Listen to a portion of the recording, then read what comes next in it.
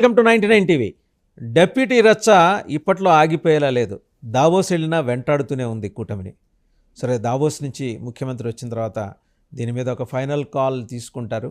అనవసరంగా మాట్లాడుతున్న టీడీపీ శ్రేణులు కార్యకర్తలకి ఆల్రెడీ సీఎం గట్టి వార్నింగ్ ఇచ్చారు. సో అందరూ ఒక్కసారి సైలెంట్ అయిపోయారు. ఇటు జన సైనిక్స్ కూడా ఊగిపోతున్నారు, పూనకాల లోడింగ్.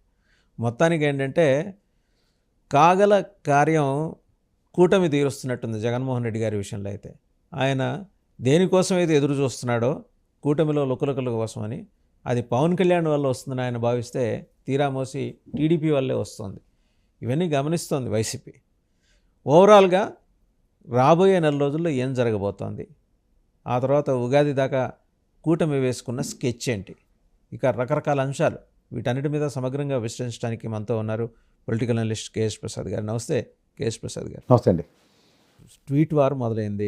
ఎక్స్ ప్లాట్ఫామ్ మీద లైన్స్ క్రాస్ చేసి మరి తిట్లు, శాపనార్థాలు, బూతులు చూస్తుంటే రెండు వైపులా అసలు వీళ్ళ ప్రత్యర్థి జగన్మోహన్ రెడ్డా లేకపోతే వాళ్ళల్లో వాళ్ళే తగులాడుకుంటున్నారా?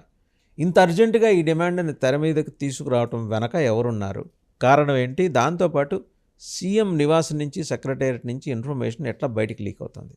అంబటి రాంబాబుకి నెక్స్ట్ మినిట్ వచ్చేస్తుంది, అంబటి రాంబాబుకి సీఎం ఆఫీస్లో ఏం జరగదు, లేకపోతే పేర్ని నాని గారికి వచ్చేస్తుంది. ఎట్లా వస్తుంది ఇదంతా? ఈ 6-7 నెలల ప్రభుత్వ పరిపాలన కనుక చూస్తుంటే మనకి పనికాహార పథకంలాగా ఒక్కొక్క నెల ఒక్కొక్క పథకం ఇచ్చి దాన్ని ప్రజల్లో చర్చనీయాంశాలు చేసి దాంట్లోంచి ఒక అవుట్కమ్ డెరైవ్ అవ్వడం కన్నా ప్రతి సబ్జెక్ట్ని డైవర్ట్ చేసుకుంటూ ముందుకెళ్తున్నారు. ఈ నెలకి డిప్యూటీ సీఎం అనేది ఒక ఎరేసర్. మీరు కూడా జగన్మోహన్ రెడ్డిలానే మాడుతున్నారు, నెలకోటి అని చెప్పేసి. ఆయన మాట అంటే మీరు మాడుతున్నారు. క్లియర్ తెలుస్తుంది కదా సార్ మీకు. ఒక విషయం నేను చెప్తున్నాను, తీరు కూర్చుని తారులాడిందని ఇప్పుడు డిప్యూటీ సీఎం చర్చ ఏంటి? ఓ పక్క శిలక కెరసనాలు అమ్ముకున్నాడు అయితే డైరెక్ట్గా చెప్పేస్తారు, అదే పెద్ద అలా బ్రహ్మానందం గడికి పద్మశ్రీ అని బిరుదు ఇచ్చినట్టు, వాడికి వాడే ఇచ్చుకున్నట్టు డిప్యూటీ సీఎం అన్నది ఒక పదం యాడ్ చేస్తారు అంతేకాని దానికి ఏమీ ప్రోటోకాల్స్ ఉండవు.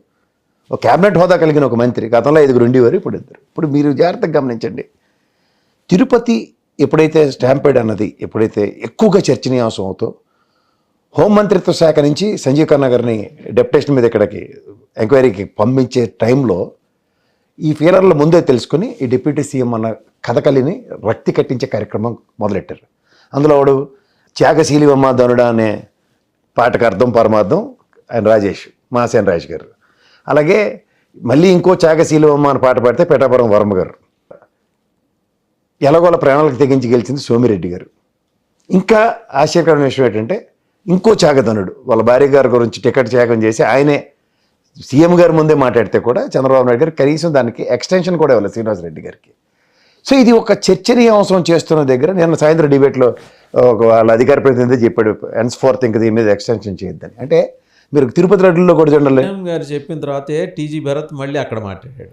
ఇదంతా ఎలా ఉంటుందంటే సార్, ఒక మొమెంటం ప్లేరప్ అయిన తర్వాత ఇండియా టైమింగ్కిను దావోస్ టైమింగ్కి కొంచెం ఫ్లక్చువేషన్ ఉంటుంది కాబట్టి certain things has to come from horse mouth. ఇంతకన్నా నేను ముందు మీకు ఇనిషియల్ రిమార్క్స్లో మీరు ఒక సీనియర్ జర్నలిస్ట్ అన్నాను, చంద్రబాబు నాయుడు ఏదైనా సరే మార్కెట్లో ఫెయిలర్స్ వదిలి దాంట్లోంచి ఒక అవుట్కమ్ ఎక్స్పెక్ట్ చేసి దాని మీద డెసిషన్ మేకింగ్ ఉంటుంది. అది మీకు తెలుసు కదా.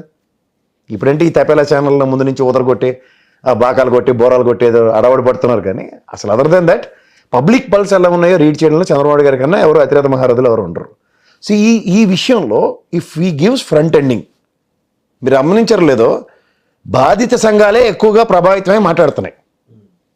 ఎవరు లోకేష్ గారి టికెట్ అని, లేదా ఈ చిన్నపిల్లల బ్యాచ్ని ఎప్పుడైతే తీసుకొచ్చి లోకేష్ గారి పరంగా గెలిపించుకున్న బ్యాచ్ ఏదైతే ఉందో దాని పరంగానే మాట్లాడుతున్నారు. కానీ మనం అందరం చూడండి, గ్రహాలన్నీ సూర్యుడి చుట్టూ తిరుగుతాయని మన చిన్నప్పటి నుంచి చదువుకుంటున్నట్టు, మీరు పైనున్న నరేంద్ర మోడీ, అమిత్ షా, బీజేపీ, ఎన్డీఏ కూటమిని అత్యంతం గమనించగలిగితే వాళ్ళు మొత్తం అంతా కాషాయ రంగు పులివి, దేశంలో ఉన్న ప్రతి రాష్ట్రాన్ని వాళ్ళు కాంకర్ చేద్దామన్న దీంట్లో ఉన్నారు. ఇక్కడ ఈ ఫీలర్ అన్న దాంట్లోంచి మర్మం అంటే how many people are rallying with Chandrababu Naidu garu, Lokesh, లేదంటే పవన్ కళ్యాణ్ గారు అన్న వైబ్రేషన్స్ లీడ్ చేస్తున్నారు. యాజ్ యూజువల్గా జనసేన అన్న పార్టీ ఆయన చుట్టూ తిరిగే దగ్గర ఆయనకి ఎక్కువ కన్ఫైన్ అయ్యి పవన్ కళ్యాణ్ గారి మీద ఎక్కువ వైబ్రేషన్స్ ఇచ్చే పార్టీకి మీరు ఇంకోటి గమనించండి, నిశ్చితంగా ఒక మహారాష్ట్ర పాలిటిక్స్ని చూస్తే గ్యారంటీకి షిండే లెటర్ ఉంటాడు కదా. మీరు గమనించారా? శివసేన పార్టీ లాంటిదే కదా ఇక్కడ ఉన్న రీజనల్ పార్టీలన్నీ, జనసేన అవనండి, లేకపోతే తెలుగుదేశం అనండి, లేదంటే వైఎస్ఆర్సీపీ అవనండి. రీజనల్ పార్టీలను బతకనిచ్చే ఈ తత్వం ఎక్కడైనా బీజేపీకి ఉంటే నాకు చెప్పండి.